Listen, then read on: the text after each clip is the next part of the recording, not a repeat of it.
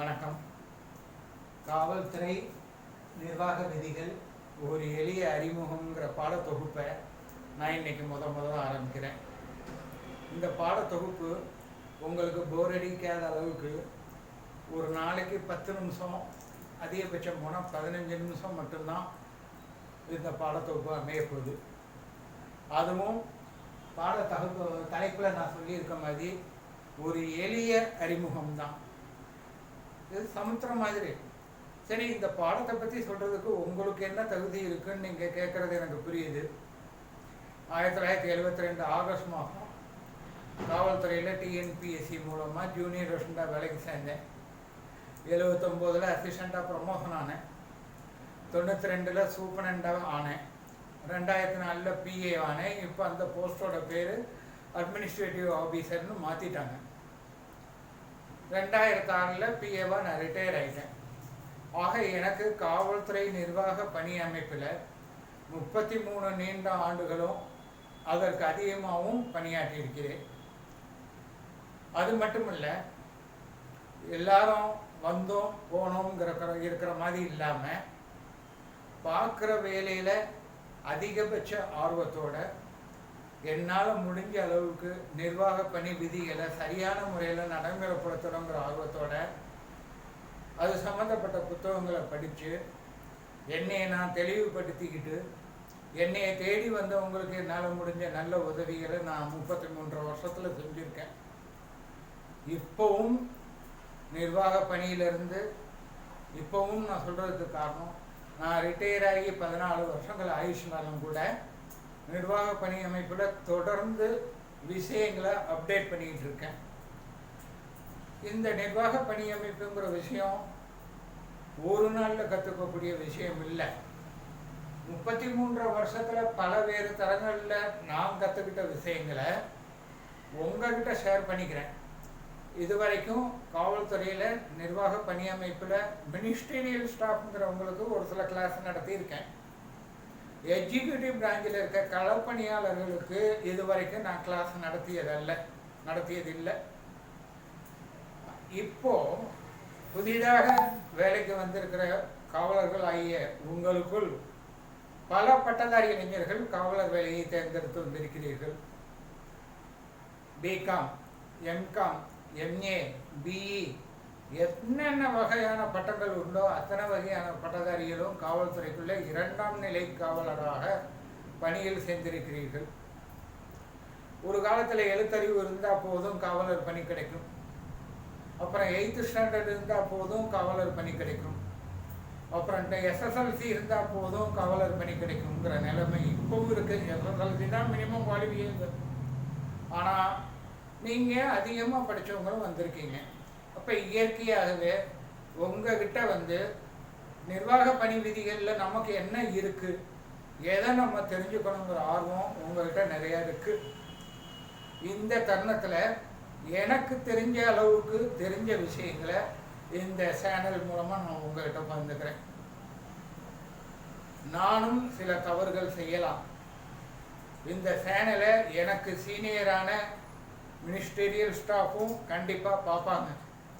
அப்படி அவங்க பார்த்து அவங்க நிச்சயமாக என்னை கரெக்ஷன் பண்ணுவாங்க. கரெக்ஷன் பண்ணும்போது அடுத்தடுத்த செமினாரில் தேவைப்படுற கரெக்ஷன்களை நம்ம அப்டேட் பண்ணிக்கலாம்.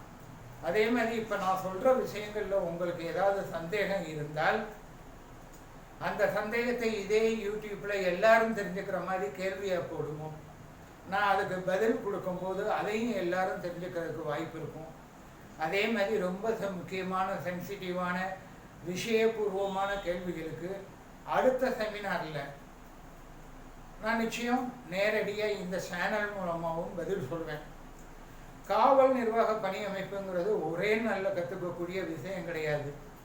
ஏ ஓசன் ஆஃப் நாலேஜ் நிறையா விஷயம் இருக்குது. காவல் நிர்வாக பணி அமைப்பை பொறுத்த மட்டும் பிஎஸ்ஓ இருக்குது, போலீஸ் ஸ்டாண்டிங் ஆர்டர் இருக்குது. ஃபண்டமெண்டல் ரூல்ஸ் எல்லா கவர்மெண்ட் சர்வெண்ட்டுக்கும் பொருந்தும். தமிழ்நாடு ஜெனரல் சபார்டினேட் சர்வீஸுங்கிறது எல்லா கவர்மெண்ட் சர்வெண்ட்ஸுக்கும் பொருந்தும். ஆனால் காவல்துறையில் பணிபுரிகிற களப்பணியாளர்களான உங்களுக்கு பிஎஸ்ஓவின் ஒரு பகுதியான Tamil Nadu police subordinate service rules Tamil Nadu special police subordinate service rule, Tamil Nadu police discipline and appeal rule, இந்த மாதிரி பல ரூல்ஸுகள். தமிழ்நாடு போலீஸுக்குன்னே தனியாக கான்டக்ட் ரூல்ஸும் இருக்குது. அதெல்லாம் ஜெனரல் சப்பார்டினேட் சர்வீஸில் இருக்க ஆர்டர்களை பெரும்பாலும் அதே மாதிரி வழிமொழிந்து வந்திருந்தாலும் கூட காவல்துறைக்கும் சில அதிகபட்ச கட்டுப்பாடுகள் இருக்கணுங்கிறதுனால அதிகபட்ச கட்டுப்பாடுகளும் அதில் இருக்குது. இதெல்லாம் நீங்கள் தெரிஞ்சுக்கிட்டீங்கன்னா உங்களுடைய சர்வீஸில் 24 வருஷத்தில் காவலராக வர்றீங்க. சில பேர் ஏஜ் ஜங்ஷனில் 27 வயசில் கூட காவலராக வருவீங்க. உங்களுக்கு 30லேருந்து 33, 35 வருஷம் வரைக்கும் கூட சர்வீஸ் உள்ளவங்க இருப்பீங்க. நீங்கள் உங்கள் சர்வீஸ் பீரியடில் தவிர்க்க வேண்டிய தவறுகளை தவிர்ப்பதற்கு இப்போ நான் சொல்லித்தர விஷயங்கள் உங்களுக்கு பிரயோஜனப்படும். அதே நேரத்தில் கடமைகளை செய்யும் உங்களுக்கு உண்டான உரிமைகளை கேட்டு பெறுவதற்கு உங்களுக்கு உதவும். இந்த நேரத்தில் நான் ஒரு விஷயத்தை சொல்லிக்கிறேன். மினிஸ்ட்ரியல் ஸ்டாஃபாக இருக்கிறவங்க எல்லாமே உங்களுக்கு உண்டான தேவைகளை சட்ட விதிகளுக்கு உட்பட்டு செஞ்சு தர்றதுக்கு மட்டும்தான் இருக்காங்க. அவங்க செஞ்சு தருவாங்க. சில நேரங்களில் எதிர்பாராத தாமதங்கள், சில பழைய ரெக்கார்டுகள் கிடைக்காதது, உங்களுடைய சர்வீஸ் புக்கே கிடைக்காதது, இந்த மாதிரி சில காரணங்கள்னால சில தாமதங்கள் இருக்கலாம். அந்த தாமதங்களும் இல்லாமல் உங்களுக்கு உண்டான சலுகைகளை கேட்டு பெறுவதற்கு இந்த செமினார் வகுப்பு உங்களுக்கு பிரயோஜனப்படும். அது மட்டும் இல்லை, ஒரு காவலராகவோ முதல்நிலை காவலராகவோ தலைமை காவலராகவோ அல்லது உதவி ஆய்வாளராகவோ சில நேரங்களில் ஆய்வாளர் நிலையிலும் கூட விதி தொகுப்பில் என்ன சொல்லியிருக்கிறதுங்கிறத தெரிஞ்சுக்கிட்டிங்கன்னா விதிகளுக்கு உட்பட்டு சிறந்த முறையில் பணியை செய்து மேலும் மேலும் பணியில் நீங்கள் நல்ல விதமாக முன்னேறதுக்கு இது உங்களுக்கு உதவும். என்னை பற்றி அறிமுகம் சொல்லிட்டேன். இந்த வகுப்போட நோக்கத்தை சொல்லிட்டேன். நான் எடுத்தெடுப்பில் ரொம்ப ஹெவி சப்ஜெக்டை தொட போகிறதில்லை. டைட்டிலே எளிய அறிமுகம் சொல்லிவிட்டு ஹெவி சப்ஜெக்டை தொட்டேன்னா ஆரம்பத்திலே உங்களுக்கு போர் அடிச்சிடும். அதனால் லைட்டான சப்ஜெக்ட்லேருந்து தான் ஆரம்பிக்க போகிறேன். ஆனால் உங்களுக்கு தேவையான அத்தனை விஷயங்களும் நிச்சயம் இதில் உங்களுக்கு கிடைக்கும். ஒருவேளை எனக்கு தெரியலைனாலும் கூட தெரிஞ்சவங்ககிட்ட கேட்டு சொல்ல நான் தயாராக இருக்கேன். கற்றுக்கொள்வதற்கு வயதோ இதுவரை பெற்ற அனுபவமோ ஒரு தடை கிடையாது. கற்றுக்கொள்வது என்பது நம் வாழ்வின் இறுதி மூச்சு வரை கற்றுக்கொண்டே தான் இருக்கும். இப்போது உங்களுக்கான கற்பித்தலில் நான் இறங்கி இருக்கிறேன். கற்றுக்கொள்வது உங்களது பொறுப்பு. தமிழ்நாடு அரசு பணி என்பது சார்நிலை பணி தொகுப்பு. சார்நிலை பணி தொகுப்பு என்ன? Subordinate service. சபார்டினேட் சர்வீஸில் 2 வகை இருக்கு. ஒன்று ஜெனரல் சபார்டினேட் சர்வீஸ், இன்னொன்று அதிலேயே ஒரு பிரிவாக தமிழ்நாடு காவல் சார்நிலை பணி மற்றும் தமிழ்நாடு சிறப்பு காவல் சார்நிலை பணி. இதை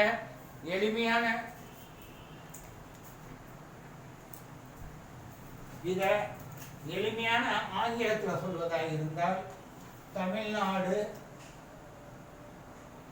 general subordinate service, Tamil Nadu police subordinate service, Tamil Nadu special police subordinate service.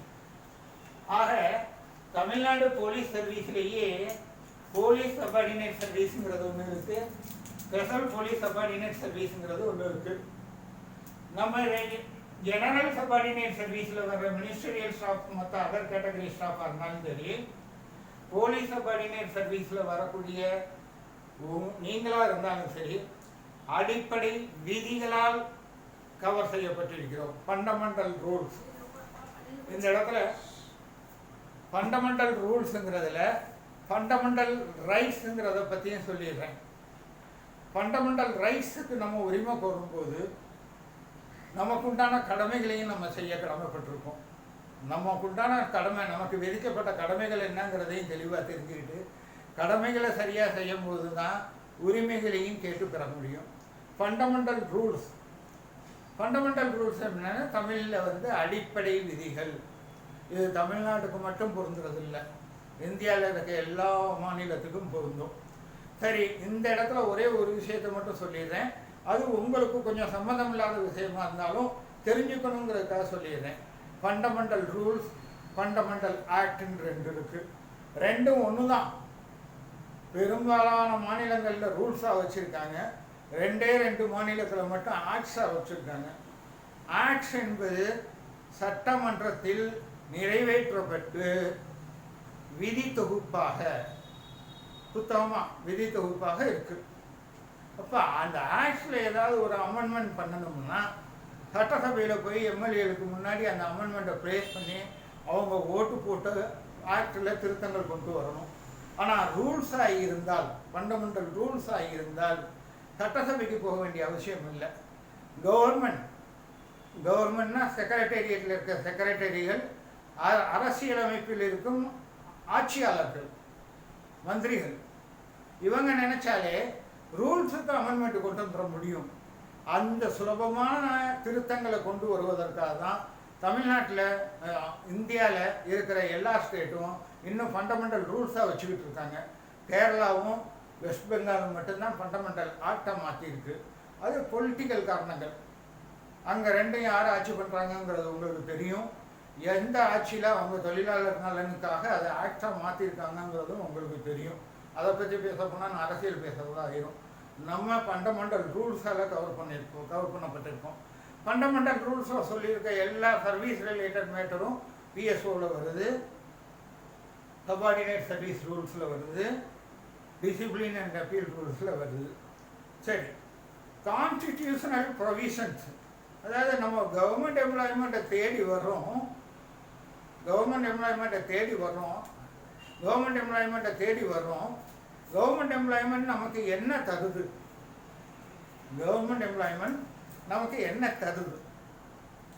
முதல் நல்லா புரிஞ்சுக்கோங்க.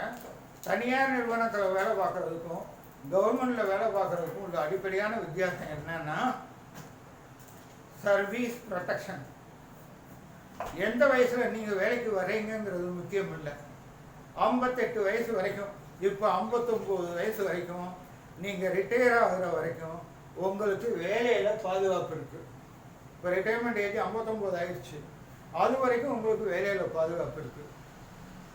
உங்ககிட்ட இருந்து ஒரு விளக்கம் கேட்கும் குறிப்பானை அனுப்பிச்சு விளக்கம் கேட்டு அந்த விளக்கத்தின் மீது தக்க தீர்வு எடுத்து அந்த தீர்வின் அடிப்படையில் தான் உரிய அதிகாரியால் நீங்கள் வேலை நீக்கம் செய்ய முடியும் அல்லது உங்களுக்கு ஒரு தண்டனை தர முடியுமே ஒழிய எடுத்த எடுப்பில் யாரும் உங்களுக்கு நேரடியாக தண்டனை கொடுத்துட முடியாது. அது கான்ஸ்டிடியூஷனல் ப்ரொடெக்ஷன். ஆனால் அதே கான்ஸ்டிடியூஷனில் ஒரு விஷயம் இருக்குது. தேச துரோக வழக்கில் சம்மந்தப்பட்டிருந்தீங்கன்னா, தேச துரோக நடவடிக்கையில் ஈடுபட்டிருந்தீங்கன்னா, by order of the governor எந்த முகாந்திரமும் சொல்லாமல் ஆர்டிகல் 311 பிரகாரம் உங்களை உடனடியாக வேலையை விட்டு எடுத்துட முடியும். அதனால கவர்மெண்ட் சர்வீஸை போல ஒரு பியூர் கேரண்டீடு ப்ரொடெக்ஷனோட கூடிய சர்வீஸ் வேறு எதுவும் கிடையாது. ஹியரார்சி செட்டப்புக்கு ஆரம்பிப்போம். காவல்துறையில் என்னென்ன காவல்துறையில் பதவிகள் இருக்குது, அந்த பதவிகள் எப்படி வருது அப்படிங்கிற அமைப்பை பற்றி அமைப்பு ரீதியான விஷயங்களை சொல்ல வர. இது எல்லாம் உங்களுக்கு தெரிஞ்ச விஷயம்தான். தெரிஞ்ச விஷயங்கிறதுக்காக நான் அதெல்லாம் ஒமிட் பண்ணிட்டு எடுப்பில் ஹெவி சப்ஜெக்ட்டுக்கு போனேன்னு வச்சுக்கோங்க, உங்களுக்கு ஆரம்பத்திலே போர் அடிச்சிடும். சரி, வேலை அப்படிங்கிறது களப்பணி எனப்படும் எக்ஸிக்யூட்டிவ் போர்ஸ்.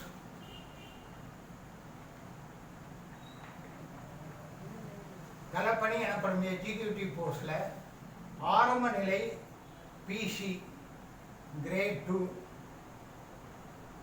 இது டைரக்ட் ரெக்ரூட்மெண்ட்டால் மட்டும்தான் பூர்த்தி செய்ய முடியும். இது வேற எந்த சார்நிலை பணியிலிருந்தும் ப்ரமோஷன் மூலமாக வர முடியாது. டைரக்ட் ரெக்ரூட்மெண்ட் மட்டும்தான் கிரேட் 2. இதில் நீங்கள் 10 இயர்ஸ் கம்ப்ளீட் பண்ண உடனே இப்போ உங்களுக்கு பிசி கிரேட் 1 கிடைக்குது. இது ப்ரமோஷன் தான். அதில் 5 வருஷம் சர்வீஸ் கம்ப்ளீட் பண்ண உடனே உங்களுக்கு ஹெட் கான்ஸ்டபிள் கிடைக்குது.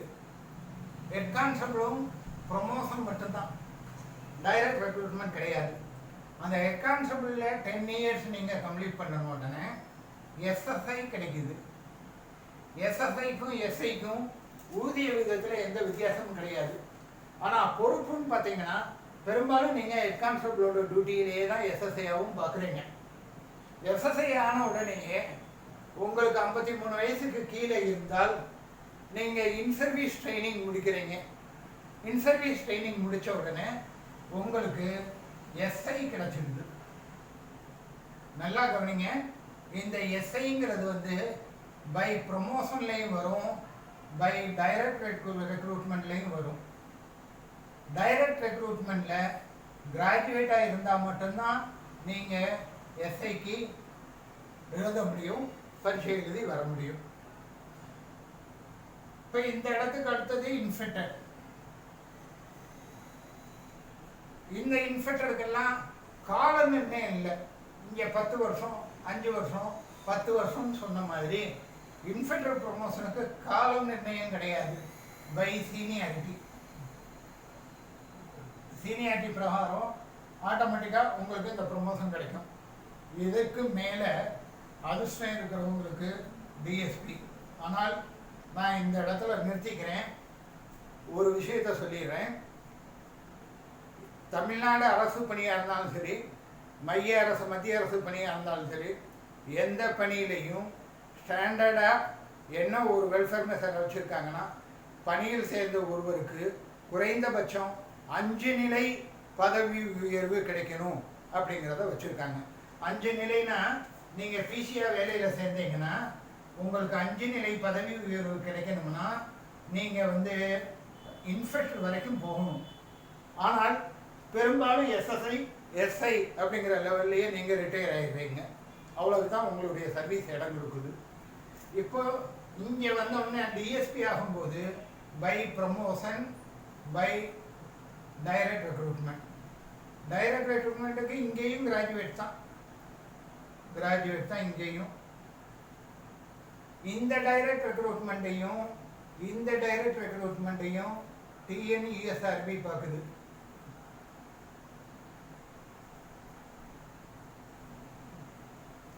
இந்த டைரக்ட் ரெக்ரூட்மெண்ட்டை டிஎன்பிஎஸ்சி பார்க்குது.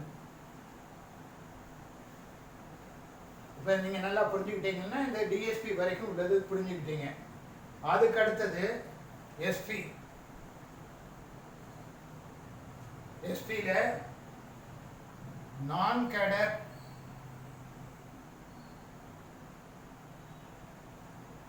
கேடர் போஸ்ட் 2 இருக்கு. நான் கேடர்ங்கிறது என்னன்னா, ஸ்டேட் போலீஸ் சர்வீஸில் டிஎஸ்பியா ப்ரமோஷன் அப்பாயின்மெண்ட் ஆகி ஏடிஎஸ்பி ஆகி, இந்த இடத்துல டிஎஸ்பிக்கு அடுத்து ஏடிஎஸ்பி, ஜேஎஸ்பிங்கிற ஒரு போஸ்ட் இருக்கு. ஆனால் அது வந்து இன்டர்மீடியட் போஸ்ட். எஸ்பி ப்ரமோஷன் கிடைக்காததுனால ஏடிஎஸ்பி, எஸ்பி ப்ரமோஷன் கிடைக்காததுனால ஜேஎஸ்பி. இந்த இடத்துல ஏஎஸ்பியையும் சேர்த்துக்கோங்க. அதாவது ஸ்டேட் கேடரில் வந்தீங்கன்னா டிஎஸ்பி, ஆல் இண்டியா கேடரில் யூபிஎஸ்சி மூலமாக வந்தீங்கன்னா ஏஎஸ்பி, ஸ்டேட் கேடரில் வந்தால் டிஎன்பிஎஸ்சி மூலமாக வந்தால் டிஎஸ்பி, யூபிஎஸ்சி மூலமாக வந்தீங்கன்னா ஐபிஎஸ் ஆஃபீஸராக வந்தீங்கன்னா ஏஎஸ்பி. அப்போ டிஎஸ்பிக்கு அடுத்தது ஏடிஎஸ்பி, ஏஎஸ்பிக்கு அடுத்தது ஜேஎஸ்பி. அது 2 கேடரும் சமம் தான். அதுக்கு அடுத்து எஸ்பி. இப்போ இந்த எஸ்பியில் நான் கேடர்னு ஒன்று எழுதியிருக்கேன், கேடர்னு ஒன்று எழுதியிருக்கேன். நான் கேடருங்கிறது ஸ்டேட் கேடர் டிஎஸ்பியிலேருந்து வந்து நான் ஐபிஎஸ் ஆஃபீஸராக எஸ்பிஐ டிஸ்ட்ரிக்ட் லெவல் ஆஃபீஸராக இருக்கிறது. ஐபிஎஸ் எழுதிட்டு வந்து கேடர் போஸ்ட்டு. இப்போ இந்த கேடர் போஸ்ட்டில் இருக்கிறவங்க, ஐபிஎஸ்சில் இருக்கிறவங்க வெவ்வேறு ஏரியாவில் ட்ரைனிங் ஆகணுங்கிறதுனால டிஸ்ட்ரிக்ட் எஸ்பியாக மட்டுமே போடுறதில்லை, அவங்கள பட்டாலியன் கமாண்டண்டாகவும் போடுறாங்க.